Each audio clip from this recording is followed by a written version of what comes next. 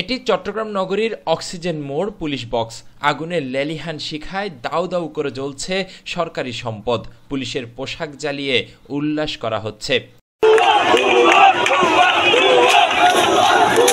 তবে নেই কোনো আইন শৃঙ্খলা বাহিনীর সদস্য।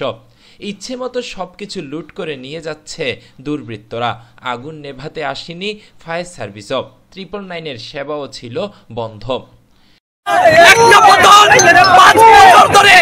আমি আজকে আমার দেশের মধ্যে ঘুমাইতে পারি নাই, ঘরের মধ্যে ঘুমাইতে পারি নাই। মামলায় ঢুকাই দিছে। আমরা আবার 1971 চাল জয় করছি ভাইয়া। 1971 দেখি না, কিন্তু আজকে আমরা 2024 দেখছি ভাইয়া।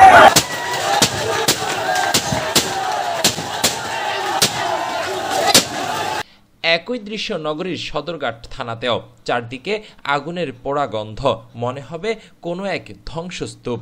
যে থানায় সবসময় দেখা যেত পুলিশের সরব উপস্থিতি, সেখানে শুনশান নীরবতা আর ধ্বংসযজ্ঞের চিহ্ন। প্রতিটি কক্ষেই চালানো হয়েছে ভাঙচুর, লুট করা হয়েছে গুরুত্বপূর্ণ মালামাল। আমাদের প্রথম এরা আসছে, আসার পরে অ্যাটাক করছে, অনেক নিষেধ করছে, আমরা এরা শুনে নাই। শোনার পর এরা অতর্কিত হামলা চালানোর ফলে পুলিশরা যা যে দিক দিয়ে ফালাই গেছে, যাওয়ার ফলে থানায় সব ভাঙচুর করছে। আর এখানে কিছু সব ভাঙচুর, কিছু লুটপাট করে সব হুন্ডা অফিসারদের হুন্ডা সব নিয়ে যেতেছে। আমরা বাধা দিলে ওরা আমাদের মারতে আসছে। আমাদেরকে মানে সাহায্য করার কেউ নাই। আমাদের যে অবস্থা বুকের, আমাদের মানে নিজের প্রাণটা নিয়ে আমরা খুব অনেক কষ্টের মধ্যে আছি। সোমবার 5 আগস্ট দুপুরে দেশ ছেড়ে পালিয়েছেন শেখ হাসিনা। এমন খবর পেয়ে হাজার হাজার মানুষ আনন্দ মিছিল নিয়ে চট্টগ্রাম নগরীর প্রধান প্রধান সড়কগুলোতে নেমে আসেন। এ সময় বেশ কয়েকটি থানায় হামলা, ভাঙচুর ও আগুন দেওয়ার ঘটনা ঘটেছে। বিকেল 4:30টার দিকে কোতোয়ালি থানার ভেতরে আগুন দেয়া হয়। উত্তেজিত লোকজন সেখানে বেশ কয়েকটি গাড়িও ভাঙচুর করে।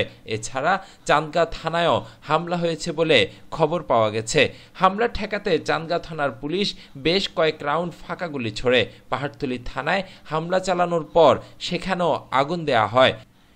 এছাড়া হামলা হয়েছে আকবর শাহ, পতেঙ্গা ও ইপিজেড থানায়। চলে গেছে, একটা মানুষের ছিল না। এখানে আমরা গাড়ি পাইছি, হুন্ডা পাইছি, এগুলো সব জ্বালাই দিচ্ছি। এছাড়া বিকেল 5টার দিকে দামপাড়া পুলিশ লাইনেও হামলা করেছে একদল লোক। ইটপাটকেল ছুটতে ছুটতে তারা প্রধান প্রবেশপথের গেট ভাঙার চেষ্টা করলেও শেষ পর্যন্ত সেটা পারেনি। এ সময় তারা মুক্তিযুদ্ধ পুলিশ জাদুঘর ও কাঁচের মুরাল ভেঙে ফেলেন। পরিস্থিতি নিয়ন্ত্রণে police sound grenade, rubber bullet, ছররা গুলি ও কাঁদানে গ্যাসের সেল ছোড়ে। সন্ধ্যা 6টার দিকে চট্টগ্রামের লালদিঘিতে অবস্থিত কেন্দ্রীয় কারাগারেও হামলার ঘটনা ঘটেছে। এ সময় হামলাকারীদের ঠেকাতে ভেতর থেকে গুলি ছোড়েন কারারক্ষীরা। প্রায় 6000 বন্দী সেখানে রয়েছেন। অধ্যক্ষ doctor Abdul Karim homeo clinic, রোগীদের আস্থার ঠিকানা।